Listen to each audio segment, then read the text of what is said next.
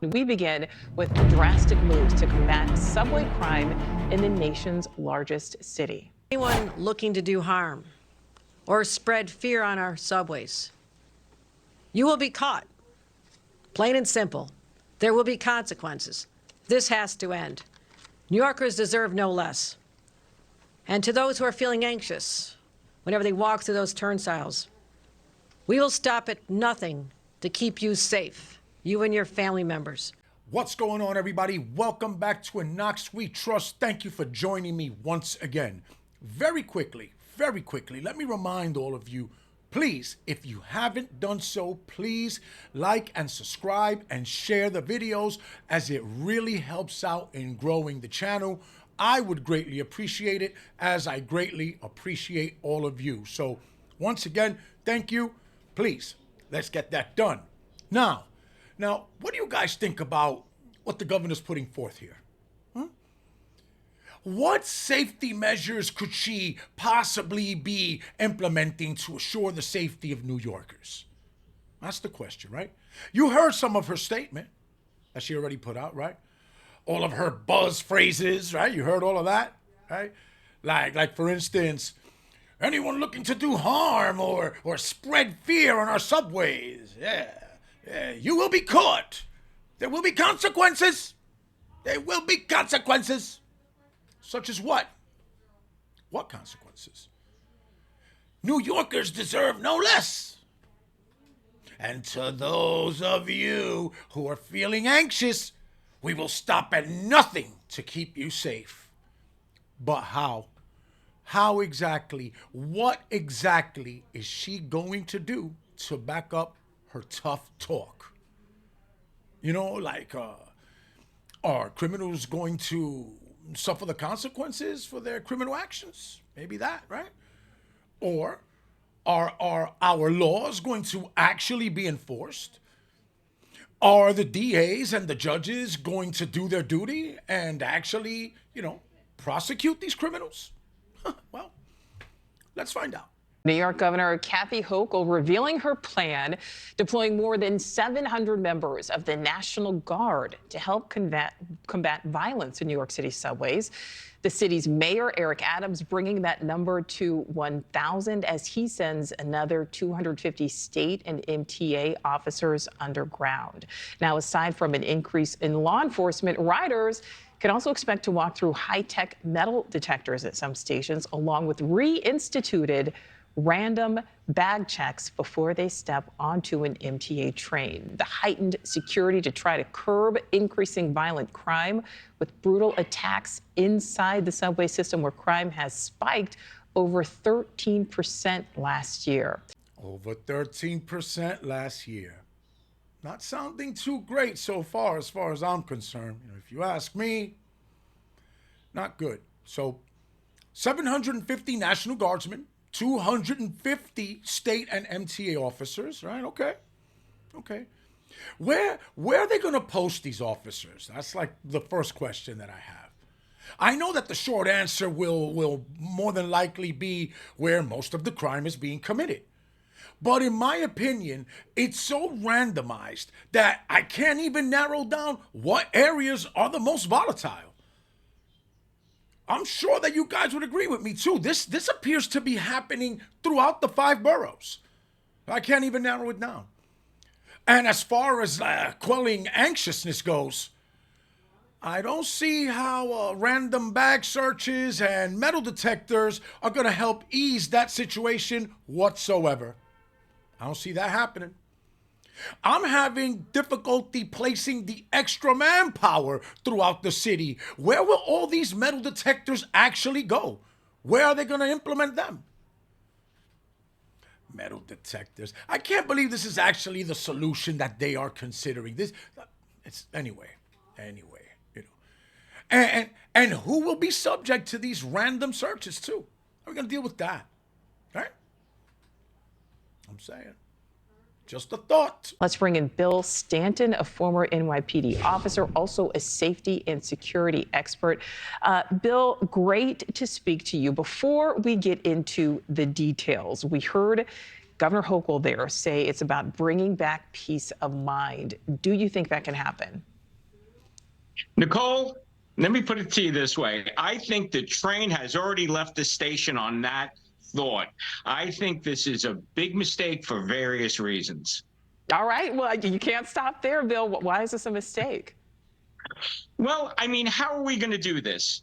Are we going to do it like the TSA random checks? Because last time I checked, when they tell you to go to the airport, they tell you to get there 2 hours early. So are we supposed to go to the train station 2 hours ahead of time before we hit rush hour?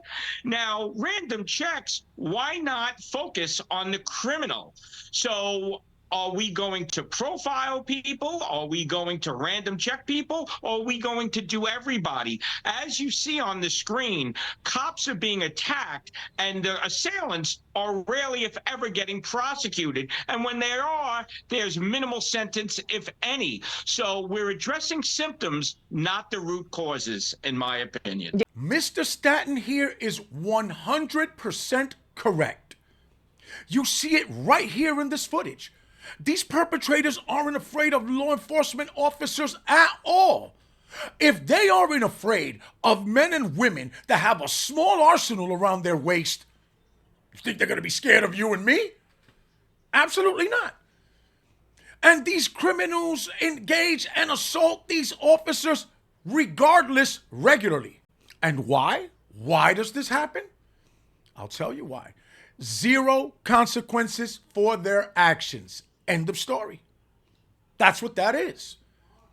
The governor and the mayor have to be fully aware that their proposed solutions of cameras and metal detectors and random bag searches and R2D2s and Sith drones, it's absurd, it's ridiculous, and it's costly. Come on. They're only going to serve the purpose of agitating an already frustrated population. A population, mind you, who's already suffering at the hands of these criminals, who are being treated like delicate flowers. These criminals, I mean, being treated like delicate flowers.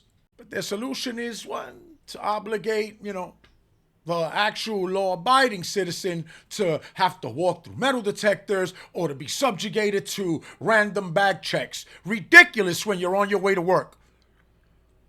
People carry multiple things in their bags all the time.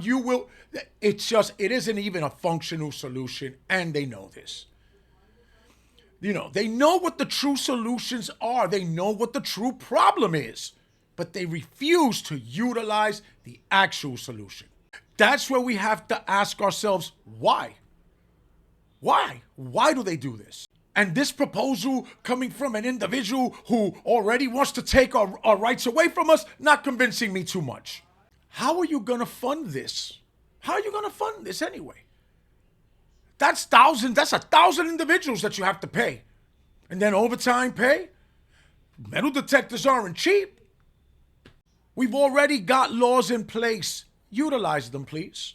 As we see the video, I mean, cops certainly are being attacked, but it's also, just random subway goers there. We're looking at a performer who was attacked, says he's no longer going to be doing his performances. How is something like this instituted? And you kind of alluded to this, Bill. I mean, how is it even done fairly? Because I can already see people saying, hey, you're targeting certain groups. Right. I mean, so there's so many ways for this to go bad because, so let's, for instance, if we were to check the databases and get the age, and the type of prototypical assailant, whatever background that is, that's going to be viewed in a negative way. Okay. He's right. He's right that it's going to be viewed in a negative way, but this is something which, in my opinion, needs to stop immediately. It's nonsensical. Profiling comes with the territory. I'm sorry. We cannot be afraid to point out what we've observed. That's the reason observations are made. Isn't that the reason that this data gets collected in the first place? So how can we be afraid to utilize this? Like, for instance, if it's 80 degrees outside and an individual is walking around dressed in all black, wearing a hooded sweatshirt, a mask covering his mouth, and a pair of reflective lens sunglasses, yes, That's going to draw my attention. Yes, that's going to raise a red flag. Absolutely. Yes, that is an individual that is potentially up to no good. And we need to realize that.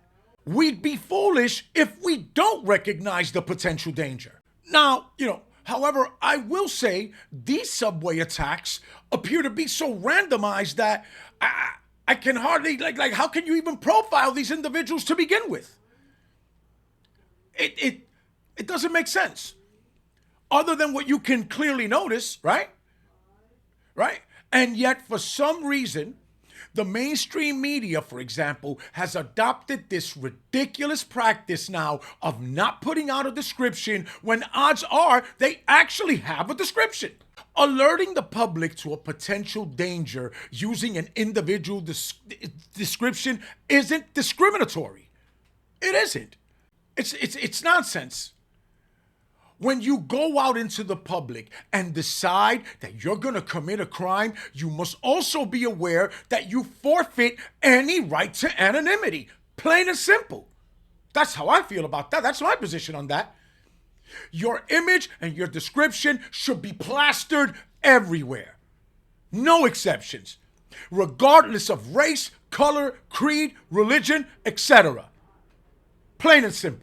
Now, are we going to be pulling over 90-year-old grannies with a walker to go through their bag, tying up even more pedestrian traffic?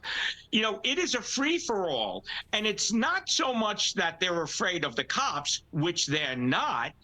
It's there is no fear of prosecution. There's no fear of going to jail. And it's enforcing the laws already on the books that will make these criminals be deterred from committing said crime, again, in my opinion. I share the same sentiment. Hold these perpetrators accountable. If they're first-time offenders, if they're repeat offenders, you take into account the severity of the crime and of all of the information available, and you charge them accordingly. And voila, random crimes of violence will be reduced. At the very least, they will be reduced because we're never going to abolish all of crime. But these nonsensical random acts of violence? Come on. And again, I know you said that there's really no fear of consequences. What else do you think is behind this rise in transit crime? Because it has been documented, it is real, and many times it's so random. It can happen to anyone. Well, there's a simple answer. Where do predators go? They go where the prey congregates. So where are the most sheep being fallen prey to the jackals and the wolves? The train station. It's population dense, minimal cops, minimal law enforcement, and they can pick and choose the weakest amongst us. And that's what they go for. The predators go for the people that they think they can get away with the easiest exit and the least amount of physical deterrence. And that needs to stop. I didn't even take this under consideration, but again, Mr. Stanton is making a very good point here. These criminals are preying on the most vulnerable, the weakest members of our population, and to add insult to injury, the majority of the times, these actions are just random acts of violence for the sake of just being violent. Simply put, they're just committing crimes because they can get away with committing a crime with zero consequences. This is the most important reason why crime is skyrocketing in the city. And it's going to continue to increase. And we all know this is absolutely unacceptable. This cannot be tolerated. It mustn't be tolerated. Even more frustrating and even more insulting is the fact that if the everyday average citizen were to utilize their God-given and constitutional right to protect themselves and to protect their loved ones, they would be what? Apprehended immediately and prosecuted to the full extent of the law. For what? For keeping themselves safe? For keeping their family safe? Why do I have to depend on someone who I know doesn't have my best interest in mind? That's just absurd. So forgive me if I find it hard to believe that any of our representatives genuinely have our best interests in mind, because they don't. And because they certainly don't have it at heart, we know that. The heartless can't care. Well, that's all the time I got for you today, guys. Thank you once again for joining me. I sincerely do appreciate it. Remember, you can follow me on TikTok, X, Rumble, and YouTube. Please, please, please don't forget to like, share, and subscribe, as it helps the channel grow on whatever platform tickles your fancy. And, once again, thank you. Pretty good, pretty neat, everybody. Later. Let me put it to you this way. I think the train has already left the station on that